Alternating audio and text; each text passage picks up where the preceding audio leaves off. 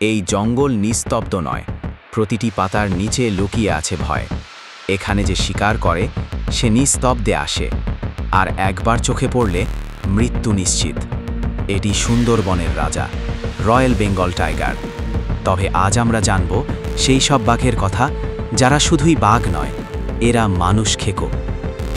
এরা হামলা করে পিছন থেকে, চোখের পলকে গলা চেপে ধরে, আর শিকার তখনও বুঝে উঠতে পারে না কি ঘটছে।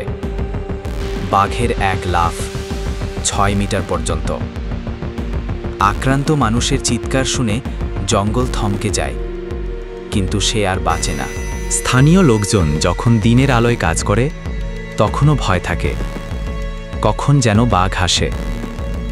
অনেকে পেছনে মুখোশ পরে কাজ করে, কারণ বিশ্বাস করা হয় বাঘ পেছন থেকে আক্রমণ করে।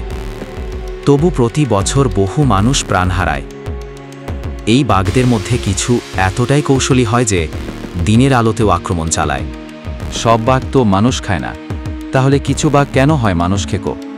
বিশেষজ্ঞরা বলেন, বয়স্ক বা আহত বাঘ শিকার ধরতে পারে না, তাই সহজ টার্গেট হিসাবে মানুষকে বেছে নেয়। আবার অনেক সময় মানুষের বন দখল, খাদ্যের অভাব বা আগের খারাপ অভিজ্ঞতা থেকেও তারা হিংস্র হয়ে ওঠে। মানুষ খেকো বাঘ হোক বা সাধারণ বাঘ, তারা প্রকৃতির অংশ।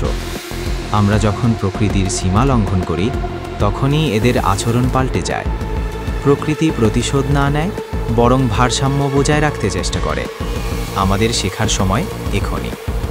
ভয় পাবেন না, সচেতন হন, কারণ এই পৃথিবীতে বেঁচে থাকার লড়াই শুধু মানুষের নয়, বাঘেরাও।